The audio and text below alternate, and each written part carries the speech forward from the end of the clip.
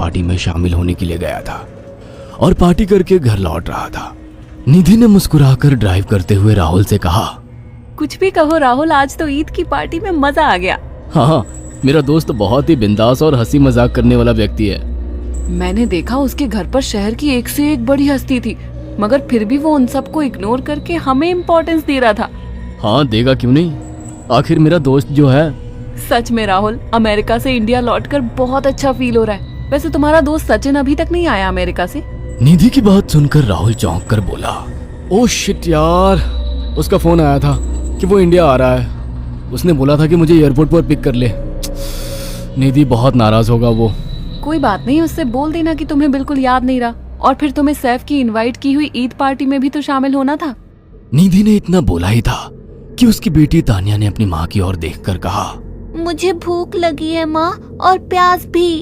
तानिया की बात पर निधि ने बुरा सा मुंह बनाकर उसकी ओर देखकर कहा, पार्टी में तो इतना खाया था तुमने, फिर भी भूख लगी है। निधि की बात पर तानिया ने मासूम सा चेहरा बनाकर कहा, कोई बात नहीं मम्मी, मुझे पानी ही पिला दीजिए। कितनी बार बोला है मुझे मम्मी मत बोला करो। पानी अभी नहीं है, आगे जाकर कोई शॉप पड़ेगी तो बोतल खरीद के दे दूंगी। निधि की बात पर राहुल ने मुस्कुराकर कहा, छोटी बच्ची है निधि, इतना नाराज होना सही नहीं है। राहुल ने इतना कहा ही था कि अचानक एक काली परछाई राहुल की कार के सामने आकर खड़ी हो गई। राहुल के पैर अचानक ब्रेक पर पड़ गए। गाड़ी तेज रफ्तार में थी। ब्रेक अचानक लगने से पलटते पलटते बाल बाल बची थी। राहुल के चेहरे पर भयानक ठंडी में भी पसीने की बूंद टपकने लगी। वो दोनों कार से बाहर निकल आए। निधि ने डरते हुए कहा, आखिर कौन था ये? ऐसा लगा जैसे कि कोई भयानक काली परछाई मेरे कार के सामने आकर खड़ी हो गई हो। वह दोनों काली रात के सन्नाटे में इधर उधर देखने लगे। तभी निधि को एक घने पेड़ के पास दो चमकीली हुई आंखें दिखाई दी। उसकी आंखें बिल्कुल भेड़ियों की तरह लग रही थी। निधि ने चीखते हुए राहुल से कहा, राहुल देखो कौन है वो, जल्दी से गाड़ी में बैठो, मुझे बहुत डर लग रहा है। राहुल ने उस तरफ देखा तो उसके रोंगटे खड़े हो गए। वो दोनों गाड़ी के अंदर बैठने ही वाले थे कि अचानक एक अजीब सा चेहरा वाला भयानक सा आदमी बिजली की रफ्तार से उनके सामने आकर खड़ा हो गया। राहुल ने देखा कि उसका चेहरा बिल्कुल सड़ा हुआ था और उसकी आंखें भेड़िए की तरह चमक रही थी। उसके लंबे लंबे बाल उसके कंधे तक आ रहे थे और उसके दांत भेड़िए की तरह बाहर की ओर निकल रहे थे। हाथों की जगह नुकीले पंजे थे।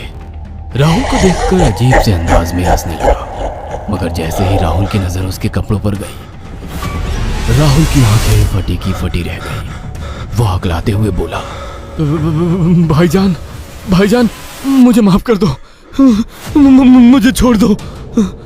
राहुल ने इतना कहा ही था कि अचानक उस अजीब से देखने वाले भयानक आदमी ने अपने पंजों से राहुल की गर्दन कसकर पकड़ ली और एक ही सेकंड में उखाड़ कर जमीन पर फेंक दी। राहुल के धड़ से लाल रंग का खून का फुहारा फूट पड़ा। इस भयानक मंजर को देखकर निधि के गले से एक जोरदार चीख निकल गई।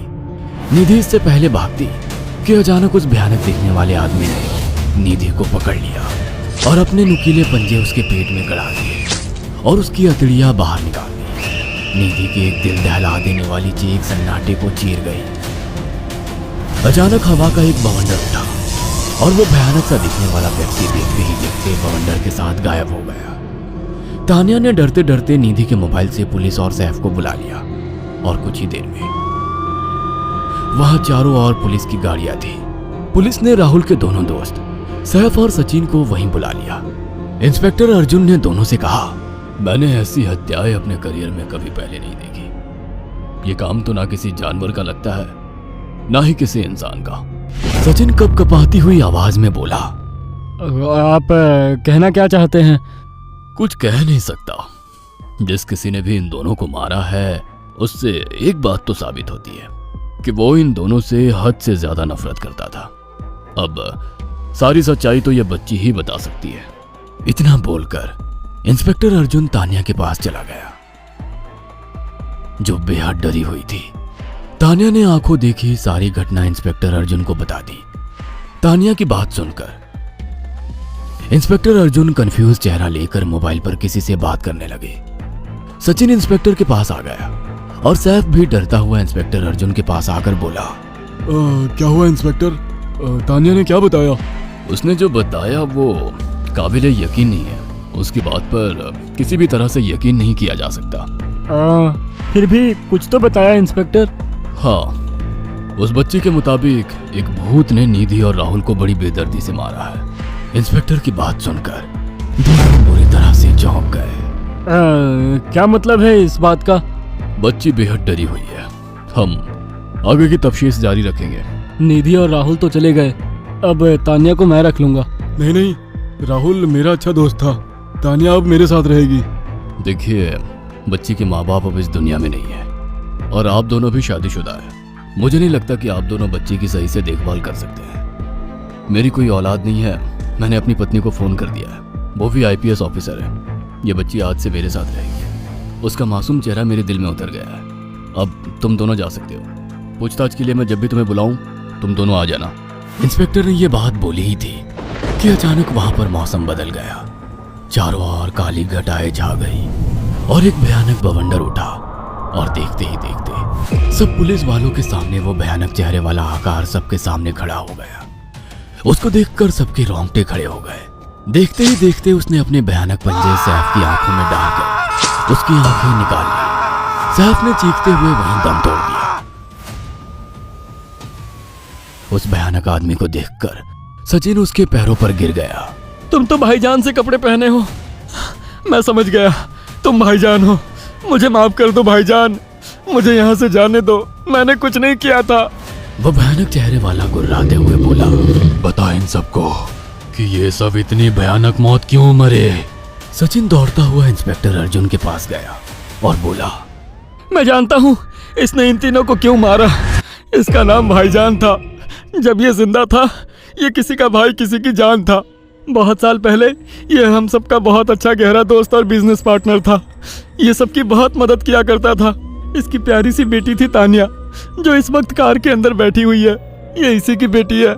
भाईजान अपने सारे पैसों से एक बहुत बड़ा हॉस्पिटल खोलना चाहता था जिससे गरीबों का मुफ्त इलाज किया जा सके, मगर हम तीनों इसके लिए तैयार नहीं थे। हमारी नीयत उसकी दौलत पर खराब थी और एक दिन हम सब धोखे से ईद के दिन भाईजान को यहाँ ले आए और इसे मारकर फेंक दिया। तो फिर तुम सबने इसकी बेटी को क्यों जिंदा छोड़ दिया? हमें बाद में पता लगा कि भाईजान ने सारी जायदाद अपनी बेटी के नाम कर दी है, इसीलिए हमने भाईजान की पत्नी को भी मार दिया। और तानिया का तुम 18 साल की उम्र पूरी करने का इंतजार कर रहे थे ताकि सारी जायदाद अपने नाम करा सको और बाद में उसे भी ठिकाने लगा सको। इसी के लिए तुम दोनों इस मासूम बच्ची को अपने साथ रखने की जिद कर रहे थे। जी, आपने बिल्कुल सही कहा। हम तानिया को भी इसी जगह लाकर मार देते। सचिन की बात सुनकर इंस्पेक्टर अर्जुन की आंखों में खून उतर आया। इंस्पेक्टर अर्जुन के कुछ कहने से पहले ही भाईजान बिजली की रफ्तार से इंस्पेक्टर अर्जुन की आंखों के सामने से सचिन को पकड़कर ले गया और उसके शरीर के टुकड़े टुकड़े कर दिए और हवा में उठे एक तेज बवंडर के साथ गायब हो गया। सारी घटना इंस्पेक्टर अर्जुन की आंखों के सामने हुई थी। तानिया को इंस्पेक्टर अर्जुन और उसकी पत्नी ने अपनी बेटी की तरह पाला। अगर आपको हमारी ये कहानी पसंद आई हो तो इसे लाइक और शेयर करना ना भूलें।